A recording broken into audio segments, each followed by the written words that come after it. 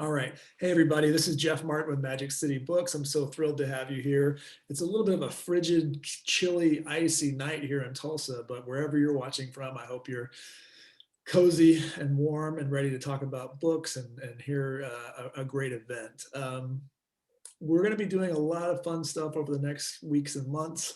We'll be keeping this virtual format. We've mostly been doing Monday nights and Thursday nights for the past 10 months or so, and we're going to keep that schedule going because I think it's important for you to have one, something to look forward to, and two, a regular schedule, kind of a date you can put in your phone or in your date book, and kind of expect something. That consistency is important to us.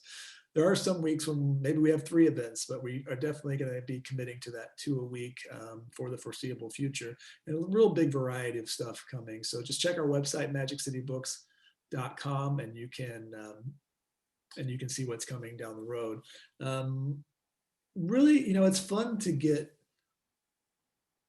something unexpected in the mail. I get so many books sent to me, and we get so many books into the store, and we get a lot of opportunities to do events, and we've been so lucky to have the choice to do lots of different things. I remember years and years ago when I was first starting this kind of journey, we had to beg authors to kind of come do something or talk to the publishers and say, hey, yeah, come do something with us. And now we're in a great position to where we can really have some options and kind of a menu of cool opportunities to choose from.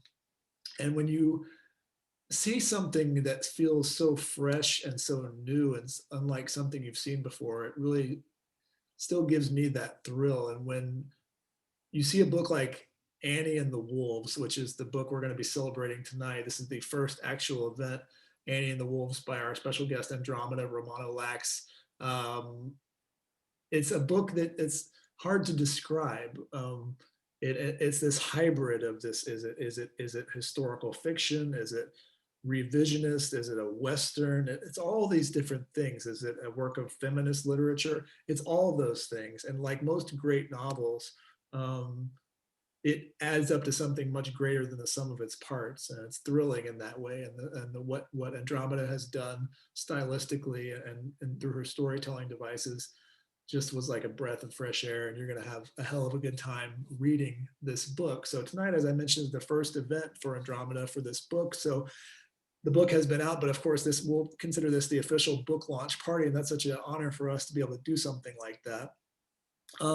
Throughout the talk, we're going to give you a bunch of different opportunities to buy this book. So you'll be looking at the chat link here, and we'll put links in there to get the book directly from us. You can do that, and you do a couple of great things. You're supporting wonderful authors. You're putting your money back into our community here in Tulsa, and you're supporting the nonprofit work that we do through Magic City Books. It's a win-win-win for everybody. So do that. And also, if you have friends and family, you can get them a copy as well. I also have a great opportunity tonight to be one of you, one of the audience members, because unlike most of our evenings, I don't have to do the interviewing. I get to watch and enjoy just like you, because we have our new friend Erika Swyler, the author of the book The Light from Other Stars, joining us. We're also going to be putting links to buy Light from Other Stars in the chat as well. So I would think of this as a great opportunity to bundle your reading. Like I said, it's cold and nasty, and you need some great books to read and get you through this last leg of winter before we start seeing that thaw and the spring arrive. So pick up Annie and the Wolves, get a copy of Light from Other Stars. Erika is going to be moderating for us tonight. If you have questions, please drop those into the Q&A, and Erika will be pulling some of those while we go along and getting those asked for Andromeda. But couldn't be more excited. Congratulations to Andromeda for the book release. Like I said, this is truly one of the most interesting books I've seen. I was really excited about for this year, and I think is going to be something we're going to be talking about months from now when award seasons and other things like that are upon us. So I'm going to turn it over to Erika and Andromeda and say welcome and thank you so much for joining us. So let's have a big welcome to our special guests. Hello. Hello, thank you. Thank you for that warm, wonderful introduction, Jeff. I really appreciate it. Oh yeah, that was fantastic. Again, I'm so glad that I get to do this. This is such a wonderful opportunity. Andromeda, this book is incredible. And I hope you let me embarrass you for a minute or two here, because I have seen this book pop up everywhere, and it's about time because you've been writing amazing books for so long now. And it has been on BuzzFeed's most anticipated books of 2021 list. It's been on Oprah.com. It's been on the millions. It's gotten starred reviews from Publishers Weekly, Booklist, Library Journal. There are great reviews from Literary Mama, Minneapolis Star Tribune. You have a blurb from Eo and Ivy, Pulitzer Prize finalist. Like, She's great. Yeah. it's great. So part of what really, I've read so many of your books now, and this is unlike anything else we've ever written before. And in that, I think it's you've built such a wonderful body of work with Soho over the years. And what draws me to you as a writer and to this book in particular is the way that your work has changed, the way that readers change. You know, each book draws in something else. And this book I find so wonderfully hard to describe that Yeah. it's the best thing about novels for me. When I'm telling people about it, I'm saying, yes, it's this wonderfully feminist book, but it's historical fiction. It's more than a little bit of a thriller. It's about trauma, it's about recovery, it's about revenge, and it's all of these wonderful things that are smacked together in a way that you wouldn't think would work, but they absolutely do. Each of these layers brings out something more in each other. So that's what I want to dig into as we talk tonight. And I think people must be wondering, well, why is this sort of space background in here, and how does this work out with Annie and the Wolves? And it's because I think we both write these really hard to categorize and describe books. And I found that Annie and the Wolves, in some ways, kind of hits this middle ground between my last book, which was sort of more historical fiction, and my current one, which has this time travel element in it. And yours has this wonderful way of dealing with time and time travel and the speculative nature of things. So I think that's why we're here talking. But the first thing I want to ask you is, how do you define this book? Okay, so we'll start with the hard one first. And let me thank the bookstore. Let me thank Magic City and you, Erika, for moderating, and everything looks gorgeous on your side with the blue background. And I also want to thank everyone who's showed up here. I know that people in the audience, some of you you will have had Zoom fatigue already. Maybe you had a work day and you already had some Zooms. And then I know for a fact there's other people who have never attended a virtual literary event, and they're probably just excited that they managed to make the link work, and they feel their job is done. They got here. So for all of you, whether you have kids at home cooking dinner, thank you so much. So now we get to the question that's hard for me and for Erika and for the bookstore too, because it can be hard to categorize a book that is intentionally genre defying, genre shattering. So yes, there is a historical fiction element, but the main character, Ruth, is a contemporary, down on her luck historian. There are some speculative elements, meaning fantastical elements that come into the story. And I'd be happy to talk about why I created those, because my early drafts did not have the fantastical elements at all. And then, yes, there's the thriller element, multiple POV, dual timeline. The time span is 150 years. And I'm really glad that Erika's the one to talk about this with me, because she has done some of the same things in her books, where she has had, for example, in Light from Other Stars, she has had a storyline that's in 1986 and then another storyline in the near future. And in the Book of Speculation, which is a favorite of a lot of people's, she also had the historical piece and then the modern piece. And so maybe we'll get to talk about why we do that, why we make things complicated for the booksellers who may not know where to put it in the bookstore. But I will say some of my favorite authors like Margaret Atwood and Kazuo Ishiguro, we don't apply those labels to them. We just call them literary fiction. Yeah, I think it's a really good place to start. I do want to talk about the historical elements of this, though, because we have on this cover this fantastic photo of Annie Oakley shooting backwards, which, so convenient. It's so convenient. Thank you, Annie. And it's such a nice nod to some of the time structure in your book. Yeah. So I guess the first question is going to be, why Annie Oakley? Yeah. Yes. And some of the readers coming here tonight, maybe they have a long interest in Annie Oakley. Some of them maybe are interested in the musicals, the movies. I actually come from a very different place, which is that I originally didn't have any interest in Annie Oakley. And then the origin story for this novel, there's two different pieces. One is that I stumbled upon a footnote about Annie Oakley, who's the famous American icon sharpshooter, how she, as a child, was sent off to live with a farm family for 2 years. The idea was that they were going to educate her, pay her, but they didn't do any of those things. They essentially held her captive. And for 2 years, she was definitely physically abused. It's possible she was also sexually abused. And she only referred to them as the wolves. And so for me, I read that footnote, and as soon as I had the wolves piece, it was so much beyond what I thought of for this cartoony kind of historical figure, somebody I thought was a cartoony figure, that then I wanted to know more. But maybe I should explain the second piece, because if it had just been that, I probably would have forgotten about it after a short while. So just by chance, at the same time, my father happened to be dying in Mexico, where he'd retired. And I had been out of touch with my father since the age of 14, when I found out that he had sexually abused my two sisters. And so we heard about this through relatives who basically said, this is your last chance. They didn't know why we were out of touch with our father. And at that time, one of my sisters mentioned that she was thinking of going on a road trip, paying him a visit, and possibly even with a gun. And I took this quite seriously, that she was considering an act of revenge. And I was concerned about my role. I was concerned about her. I was concerned about my responsibility. I didn't think it was my role to talk her out of it. But I did think that I should be there as, what at the time I would have said, as a witness, as somebody to pick up the pieces. And so those two things came together, and it got me much more interested in stories of really the question of revenge, which then really became the question of how would we change the past if we could? If we can't change the past, then what? And so that's the complex origin story, which takes longer to explain, just like it takes a long time to explain what the book is about. And so that never did happen. My father died, and my sister never did that, but the story wouldn't leave me alone. So basically the story started telling itself in my head. And then I wrote it many different ways.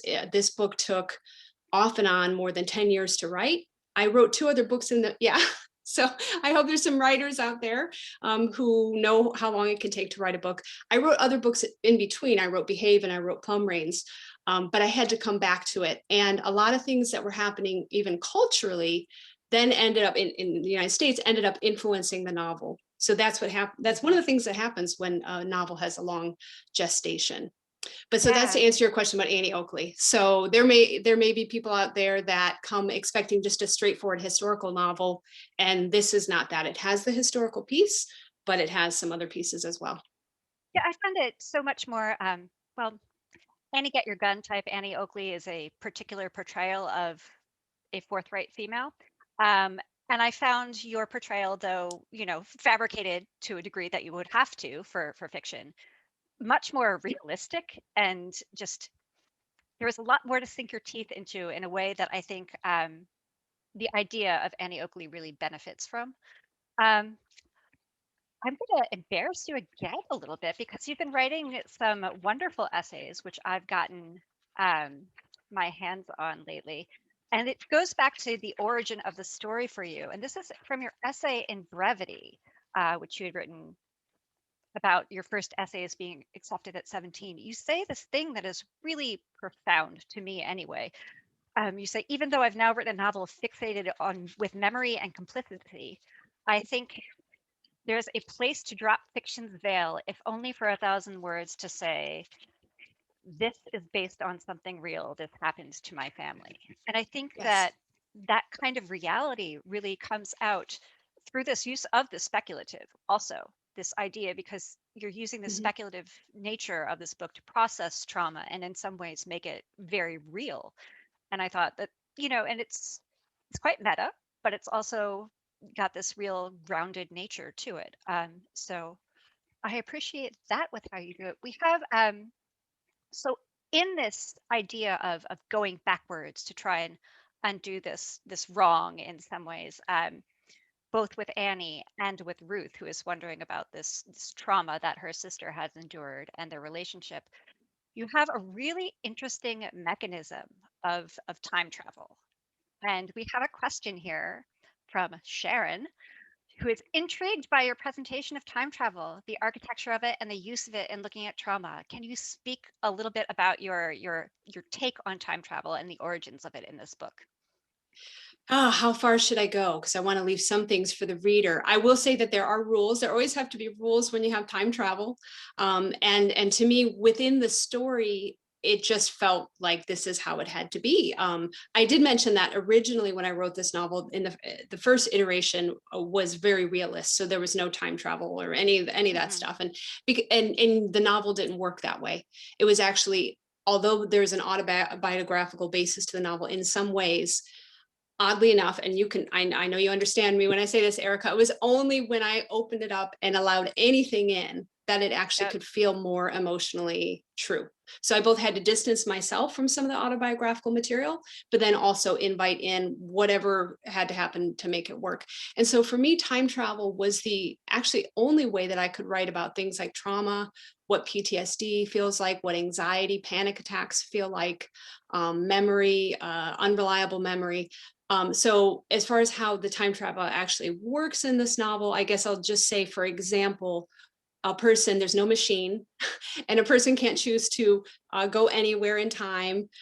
They're really drawn back to the places where there are strong emotions, where something happened. And so Annie has some control over that. We're giving away lots of spoilers, but that's okay. Don't worry. There's still a lot left in the novel. There's so much. Yeah, but it is trauma that pulls a person back. And so there's not complete control. So it's sort of akin to when we're ruminating and we keep flashing back on those really strong memories, which is something that happens with trauma. And I know that in your book, Life from Other Stars, you actually do have an entropy machine. And so you also had to invent a notion of how to talk about time and how to use it to explore more emotional issues. For example, Erika has a scientist father who is trying to control time, trying to slow down time. And so it really becomes a meditation on, can we slow down aging? Can we defy mortality? So was that hard for you to invent? Did you stumble across that? Yeah, in a way, yes. I think, well, and we can talk about this too with researching a novel, how you don't quite know how to do something, so you're kind of reading around it and then it just shows up. And at some point, I was in all of my Googling of physics, I came across a line that just said, entropy is the arrow of time. And I said, oh, well, okay, duh. Now I know how to do this, if that makes any sense. So yeah, I needed something. I wanted to really think of the way that people physically experience time differently, how none of us are in the exact same second. So we're all living a little faster or slower than each other. And that kind of made a machine to do that. Of course, when you're playing around with the more sciencey elements of speculative fiction, you get people who kind of want you to have actually built, an entropy stopping machine, and they're quite disappointed when you haven't. But for me, I think the wonderful part of fiction is adding that what if. And my point is to try and get people thinking about something, and if later on technology happens from that, more power to those people. But yeah, my purpose isn't necessarily to make the thing happen or to be overly realistic, more to pose the question that makes things open up, which I think I think what was it for you as far as research that really, because we both get fairly heavily into research in our work. So I want to ask you, how does research both help and derail you when working with historical elements? Yes. Oh, I'm glad you asked the derailing question. I actually had to push back on the Annie Oakley research at a certain point because I've written about other people in my other historical fiction novels who have not been much written about. For example, a woman scientist who was actually cut out of the historical record. Her husband burned her papers. This is Rosalie Rayner Watson in a book called Behave.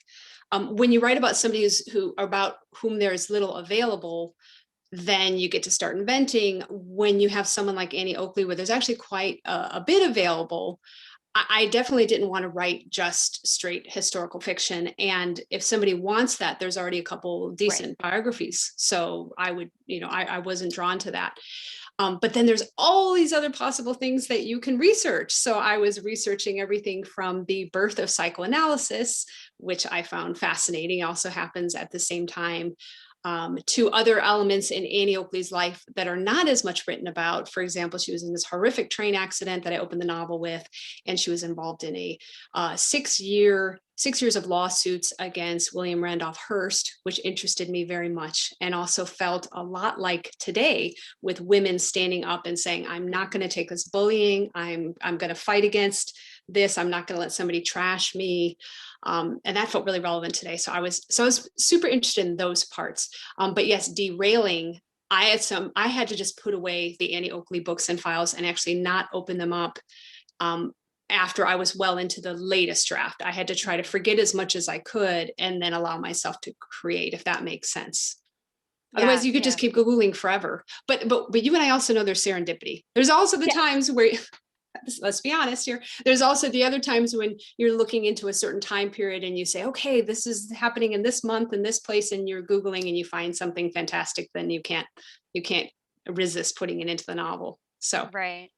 I think, well, we both talked a little bit when we've spoken previously about research as plot, which is one of those things. If you talk to, an agent or an editor about it, they say, oh, because it essentially can mean your character is sitting at a desk for a very long time. But it's interesting because in the work that you're doing, as you're sitting there as a writer, research is your plot, and it is the most exciting thing in general. So how did you find a way to go about researching, because your main character Ruth is a historian, how did you make that interesting for yourself and for your reader? Well, Ruth's research is way more interesting than my research. And one thing I did was I compressed time. So I have most of this happening over only a week, so every time she has to find some information, or she gets a package in the mail, or somebody emails her, things are changing very quickly. Whereas for you and me, it could be over several years, or it could be over a decade. And that's not as interesting to watch. The other thing is that when I originally tried writing this book, I had the main character be a writer, which just didn't work. It was just too passive. Now, Ruth is a historian. She's received a mysterious journal. There's some time pressure because the person who's providing the journal is going to buy a series of letters. So you add in interesting documents, and you add in time pressure, and you add in people helping them. I also tried to have her not be just alone in a room, but she's assisted by a teenager named Reese. And she also, oh, thank you. And she also has to reach out to other people to help her. And I will say, this is a character who early on, part of her problem is that she is not reaching out to anyone. She's been stuck at home. She's been in a car accident. She's very isolated. And so this obsession, which can be problematic in some ways, is actually requiring her to open up and reach out as well. Mm-hmm. So it's not just passive, just reading emails, but there still is the arrival of the email. Yes. I want to talk a little bit about Reese, who winds up being like one of my favorite characters. I'm easily enamored by lovable younger people, in the sense that he is or he's possibly non-binary, but you don't overtly say it. Am I right on Correct. that? Yeah. Yeah. How did you come up with the character of Reese? Who did you dig into for that?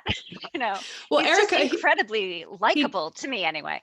He just showed up. I mean, that happens.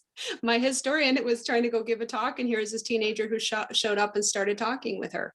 And that is how it felt. He's also an acrobat. I suppose I need to admit here that my son is an acrobat, but I wouldn't say he was the main inspiration for the character. I would say that a lot of I have two kids, a daughter and a son, and I would say their friends, their kind of generation was the inspiration for the character. Teenagers, young adults who are very different from how we were at that age, are open to a lot of different things, mature, willing to talk with adults, initiative. So yeah, I wanted Ruth to have help. I was glad to have Reese in the story to lighten her up a little bit. It's lovely because he's both very youthful, but he's mature in the same way that I think sometimes I find readers go, oh, well, this kid is too old. And I just want to say, well, you haven't talked to kids for a while, have you? They're a lot more grown up than we were, in a huge way. And they need to be. And I found that really authentic about Reese. And the thing I like about him so much is that it brings a note of art into the novel.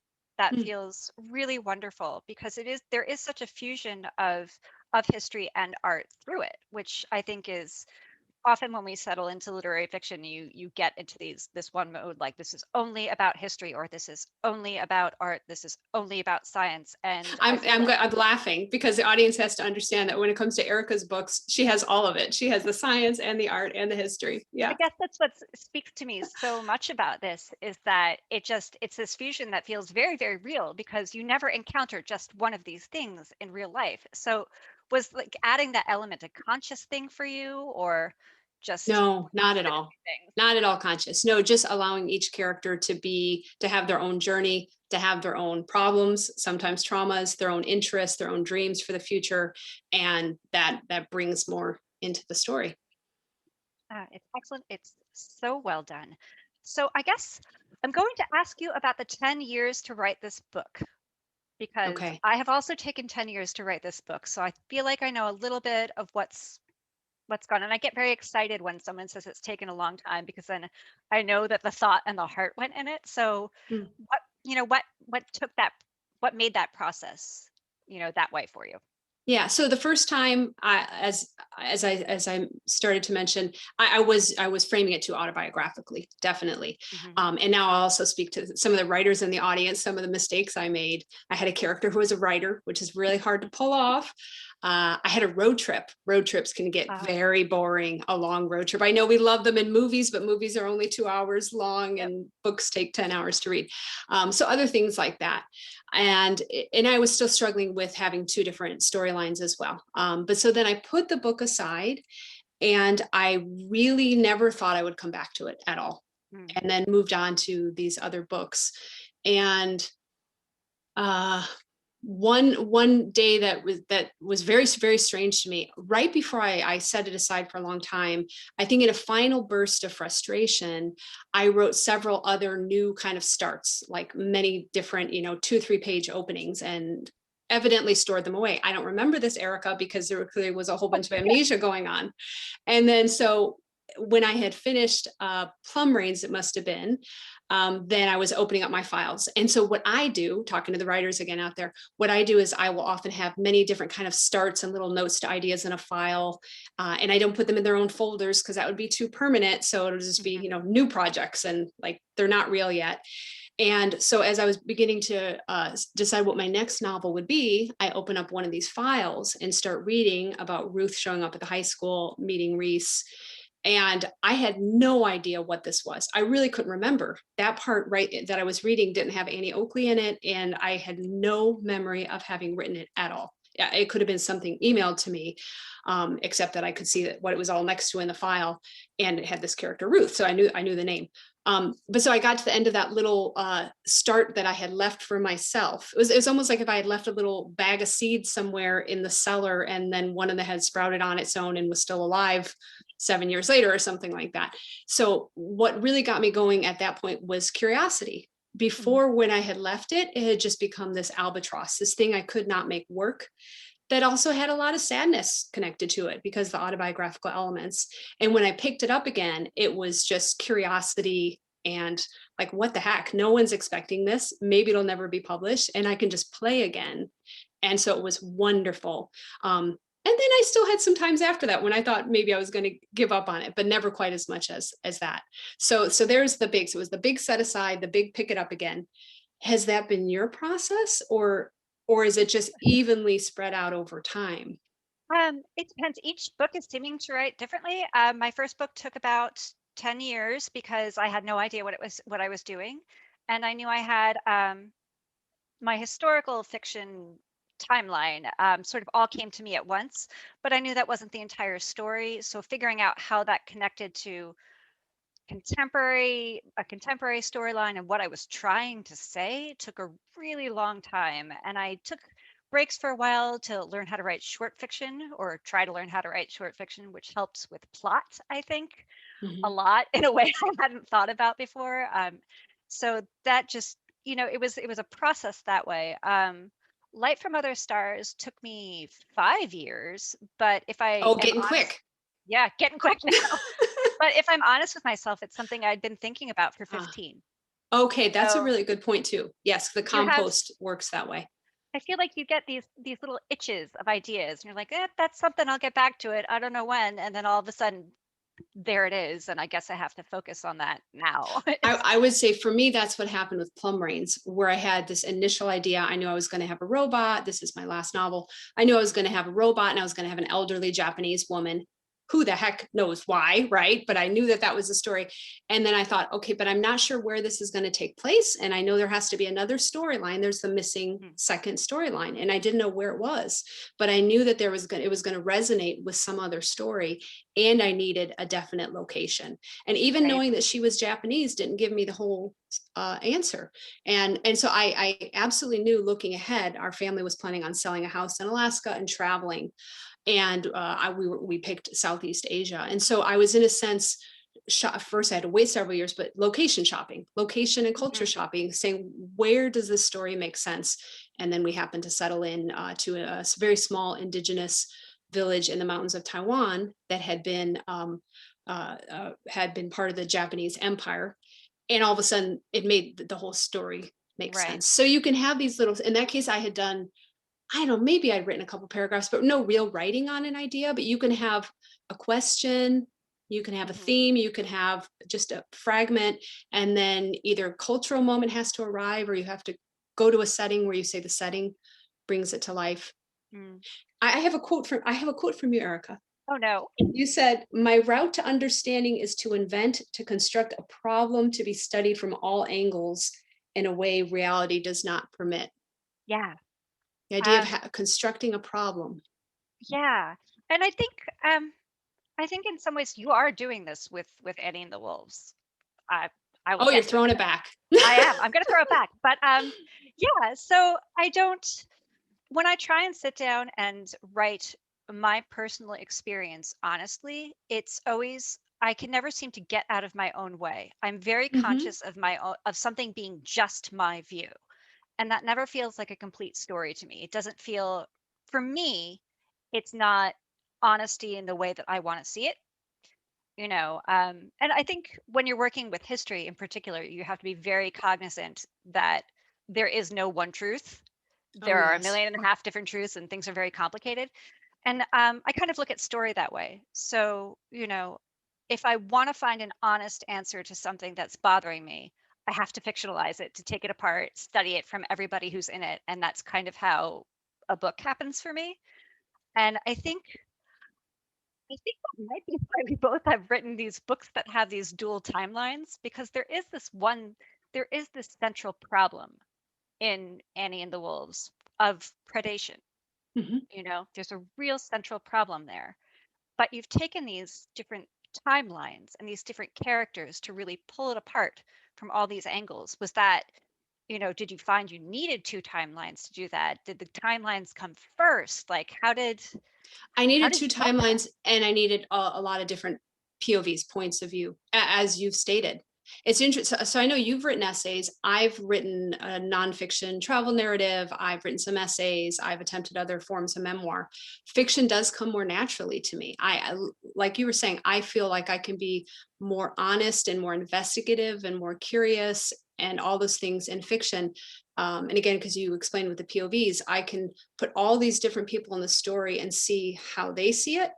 And even historically, well, we know there's no one version of history. So I can be playing Mhm. with history and portraying it different ways. I can be looking at private history versus public history.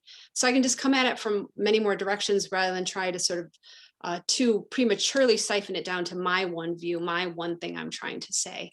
And hopefully at the end, I don't want a clear answer at the end. I'm Mhm. still processing this book. I've actually, in fact, continued to learn more things about Annie Oakley and about revenge and about the psychology of revenge after finishing the book because I was still curious.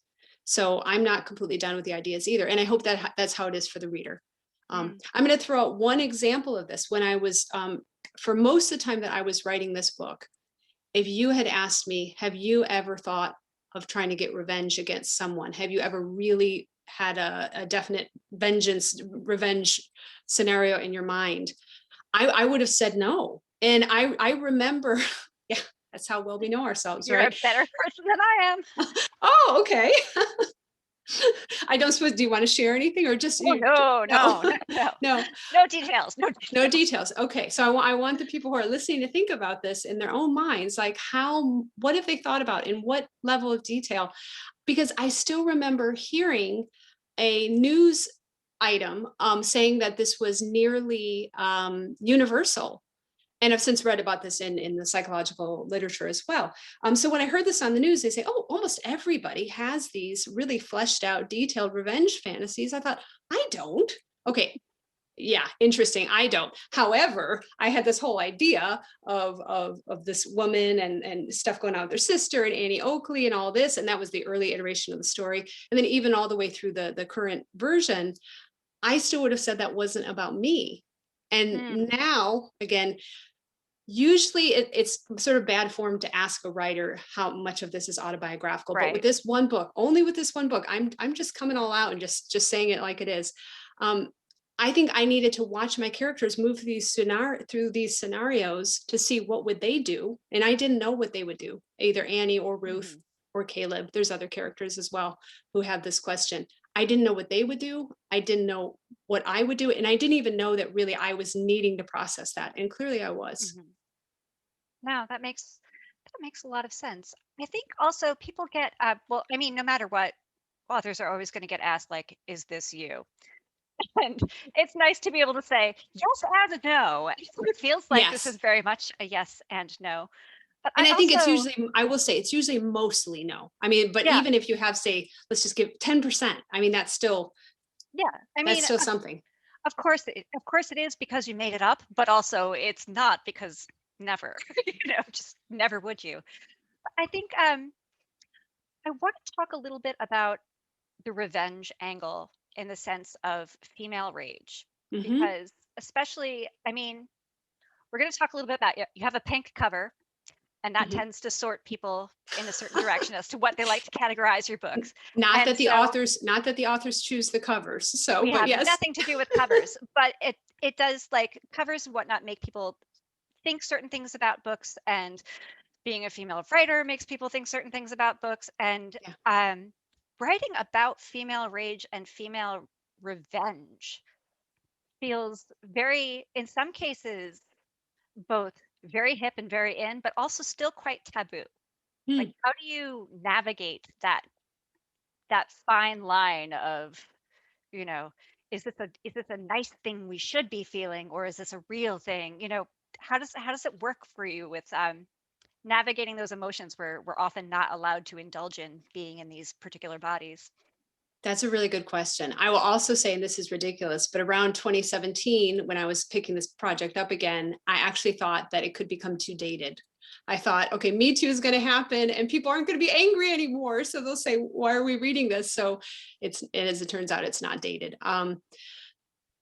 My own views on anger have changed after having written the book. I mean, I think that while I was writing it, I thought I would come to more of an answer about how we should feel or what the solutions are.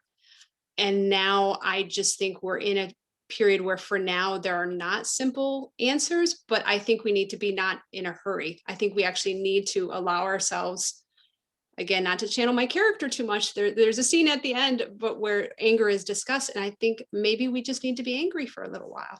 And so for me, the book was finished and things kept happening. And it's not just about gender, it's also about race.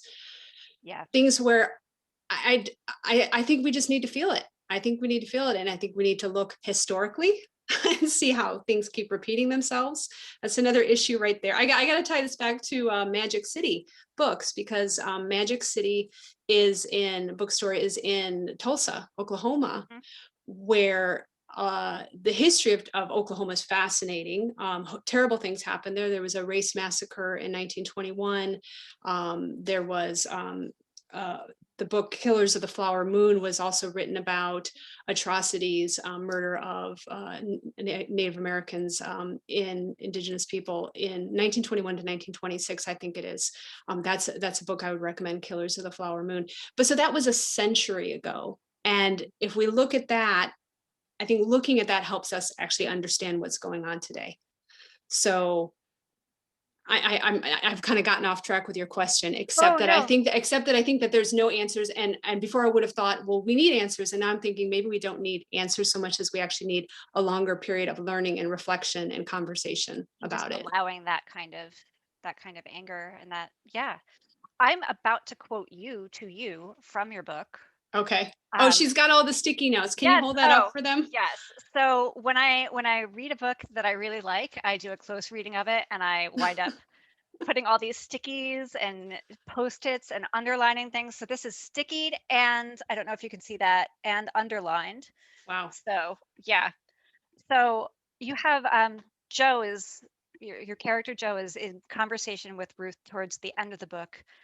And he says, well, then I'd say Americans are obsessed with time travel to the past because we feel guilty and for no good reason. People can't get enough of those time travel movies.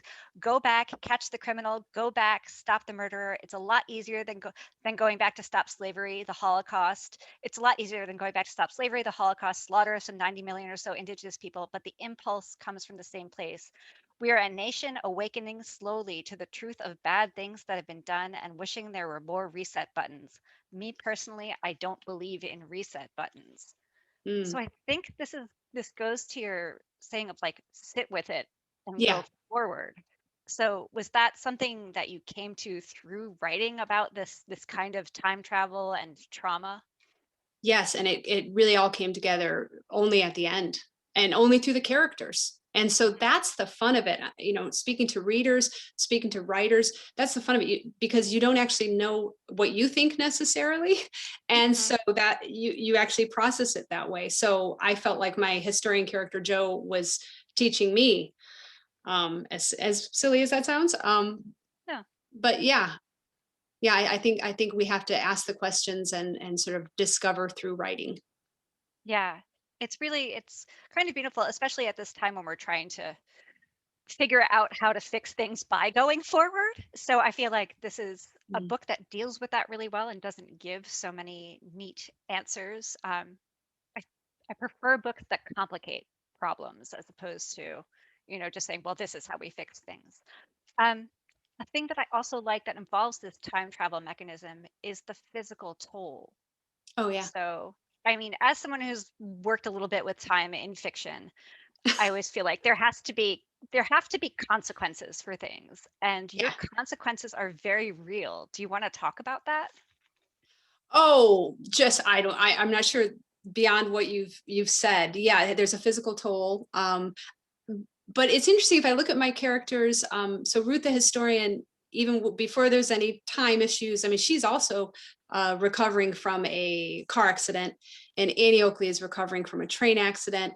I also just have my characters, they happen to be two women in this case, also just dealing with the difficulty of accidents and aging and mortality and all of that, which again makes me think about your work. I think you have that too. So yes, time travel exacts a toll, remembering exacts a toll, psychological and physical, the stress of it. Um, uh, but but also this is just a novel about characters that have a lot that they're trying to recover from. Mhm. So it looks like I have a couple of questions here. So I'm going to see if you've got some. Let's see, I'm going to answer this live. Let's see. Okay. Oh, actually, well, we've answered the question, so no need to ask it unless we wish to elaborate. So thank you, Sharon. I'm going to answer that live, and then can I dismiss that? I don't know. I'm terrible at these things. Erica's got the Okay. tricky job I've here. got I've Oh got the man. moderator button, and I'm not so great at it. That might have been, is that it? Okay. Yes. So since the book has, this is from Ira.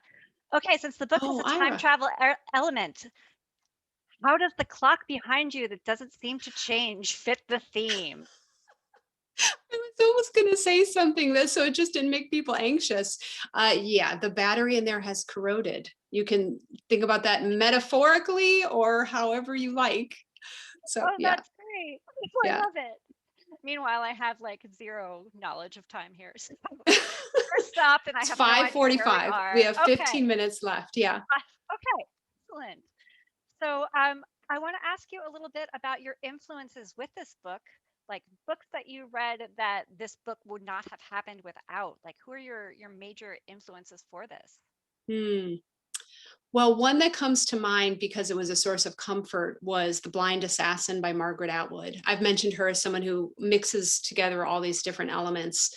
And I had already done quite a bit of writing of this book before I read The Blind Assassin, but then I kept coming back to it because I just needed to be reassured that that she was able to make it work, that there was a readership that would accept the complexities of having a book that had speculative fiction, historical fiction, mystery, literary, all that mixed together. So when I was feeling despair, I would turn to that book, rereading parts of that book. And that's how my bookshelf works in general. Often, uh, you go back to those books that you loved, whether or not anyone else loves them. Sometimes they do, sometimes they don't. And you remind yourself how much a book can mean to someone, how much a story can mean, how hard it is to write a book. So in that sense, a lot of books, even if they don't follow, even if there's no connection by topic, they're just reassuring to me. I Yeah. think so. Now I get to say my favorite little Margaret Atwood story that actually connects to the work that you've done. Okay. So a million years ago, I saw Margaret Atwood talk at Comic-Con on a panel about Ray Bradbury, and she was explaining that genre is just a made up thing so people know where to put things on a bookshelf. Hmm. And things are just sort of books. So I think that she would very much appreciate this kind of mixing of things that you do. And Well, and I don't know about you, Eric. I actually get frustrated because I feel like writers get to a certain level and then people just don't even ask those questions anymore. right, So I've mentioned Atwood, but Kazuo Ishiguro. I mean, he can right. write whatever he wants to write, and he's just Kazuo Ishiguro. Ian Marlon McEwan too. writing historical. Ian McEwan can put any time period, but they're not going to call him a historical Right, novelist. He's just a novelist. right. And I mean, there is a sort of, I think it is somewhat easier to navigate those distinctions if I think men have an easier time of it. It'll note that most Hmm. of the authors we just named pretty quickly have been men. I would say that it seems to be easier if you start out literary and then go genre And then and then migrate. back. Yeah. So, and which And is I started out a little more straightforward historical fiction. I didn't yeah, tiptoe into the speculative for a while. Let me throw out a more recent book, Helen Phillips' The Need, the need. which Yes. has just fantastic. And I think I had finished most of the writing of my book when I read that. But again, a book you can't explain very easily except to say that has phenomenal depictions, realistic depictions of motherhood. They're like painfully realistic. And then this complicated speculative fiction story.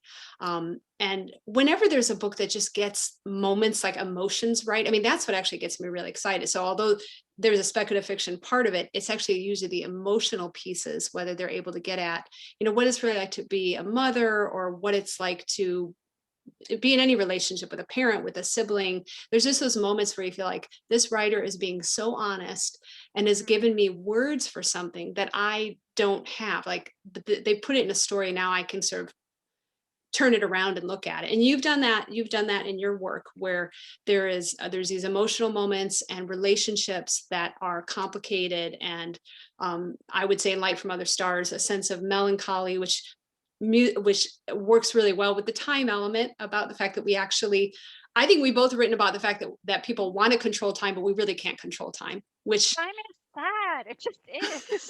you know, it's never going at the speed you want. yes. And then when you try to control it, then there are consequences, right? I think Always consequences.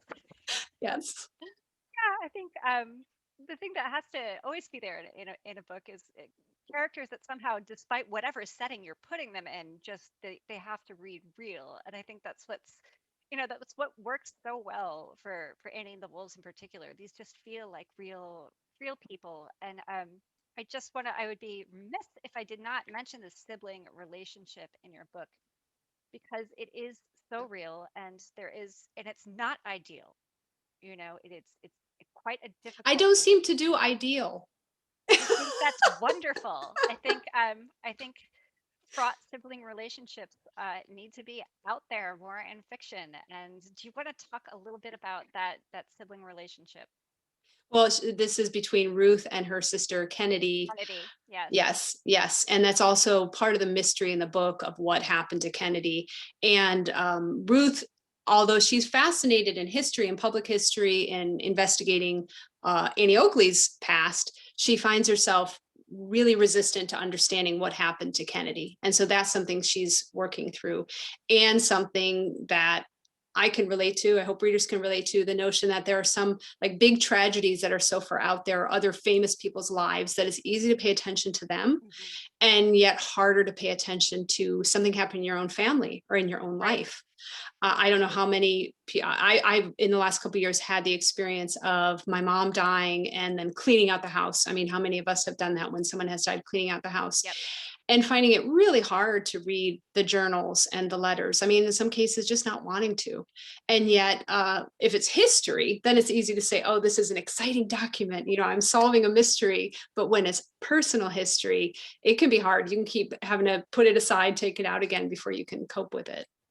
And I've got a question from Chris here. Hello, Chris.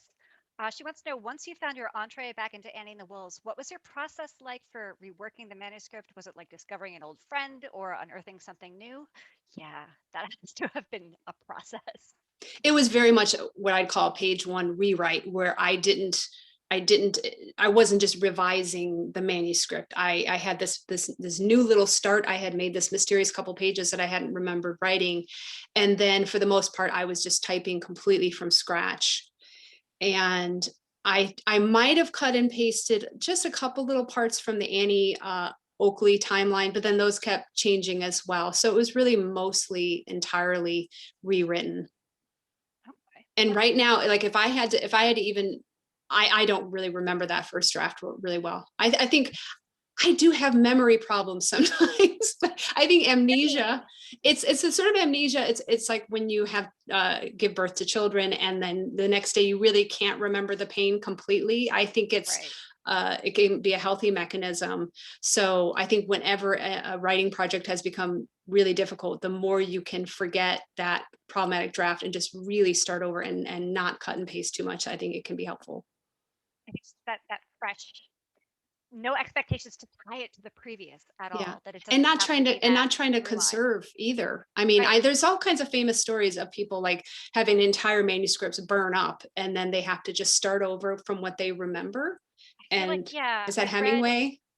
I might be having, I've heard Lauren Groff writes a draft, never looks at it again, then does it again, and works for her. I don't know. I wish I could do that. Yeah. Try. That also, if you're writing the type of historical fiction where you're not so concerned, you're really not trying to stick with historical facts, you're just trying to get the flavor. Same thing. It can be helpful to absorb as much as you can, do a ton of research, take a ton of notes, and then put it aside and don't open it up again, because what stays with you, that's the natural filtering process of what's going to matter. Mm-hmm. So it looks like we are starting to wrap up. So I want to make sure that we talk about what we're reading, what we're excited about coming up, because this is a good opportunity, I think, to really push some work out there. So what are you reading and what are you excited for? Well, so what happens when you finish a book is that sometimes then you will read another book and you will think, oh my goodness, this is what I was trying to do and this person did it so well. So a book that I read recently, Fierce Kingdom by Jen Phillips. Now, here is a book that's hard to talk about because you don't want to give too much away, but it's a thriller. It starts out with a woman playing with her child at a zoo. And then she hears, I think I can say she hears some gunshots because that's very close to the beginning. And then it takes place only over a limited number of hours. But just like that other book I was talking about, The Need, she is able to really honestly depict what motherhood feels like. And then she also brings in some other POVs and does that thing that we're talking about, where when you can see the situation from all different sides, it really opens it up and can create empathy in a very powerful way.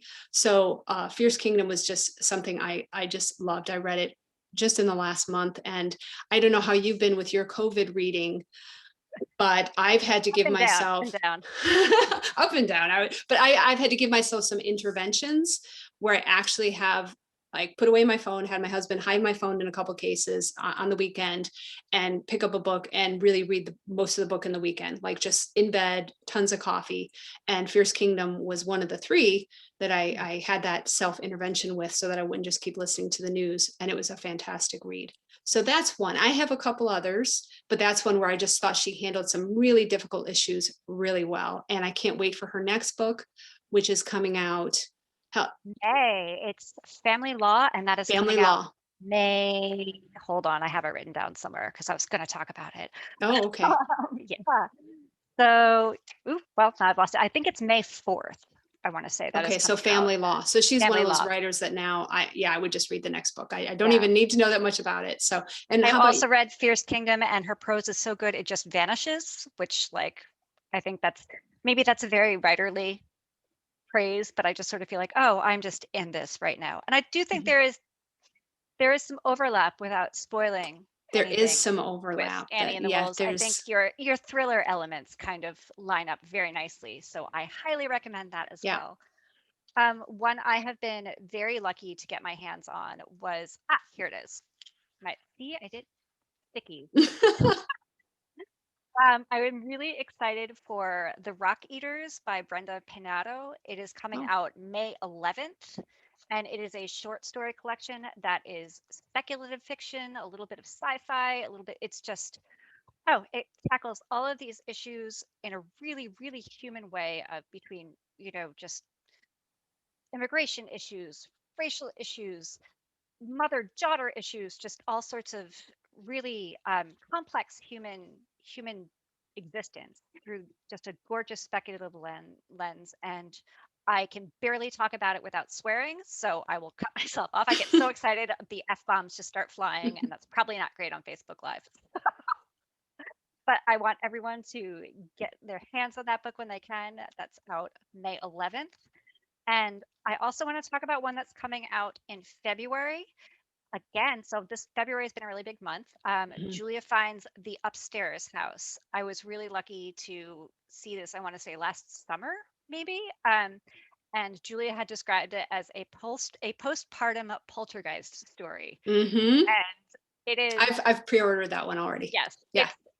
it's so good. It's got a really unconventional format in a lot of ways, with a bit of a dissertation wound throughout this Oh. kind of unraveling that happens postpartum. And I think it deals really beautifully with some shortcomings in the healthcare system that we have, and in our societal structure as far And as. isn't she also tying in the author, the Goodnight Moon Yes, author? yes, Yeah.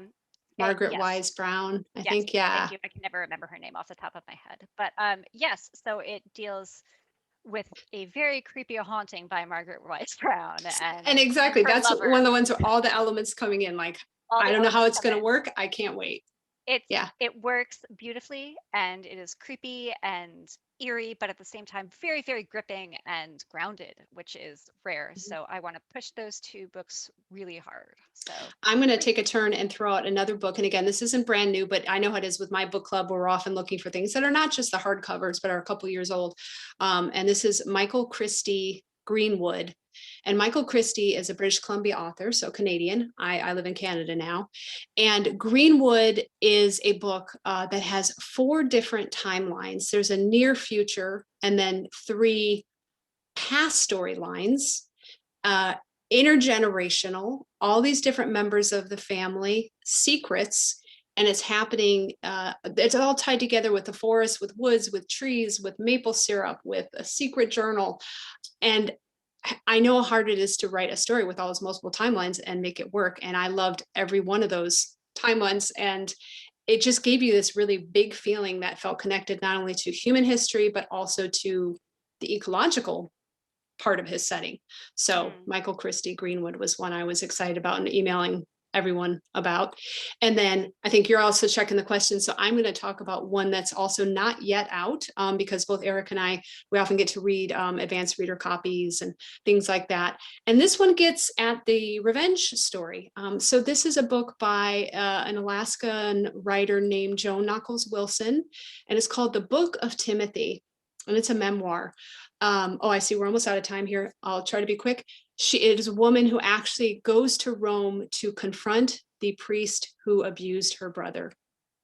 So talk about an actual direct confrontation. So that's one to watch for, Book of Timothy. Excellent. Oh, well, these are so great. It's just been such a joy talking to you. Congratulations. This book is amazing. Thank It you. speaks to me. I think it speaks to a lot of people, and I wish you all the success with it. It's just so earned. And thank you for Thank letting you, me help you Erika. with this. Thank And you. thank you, everybody, so much.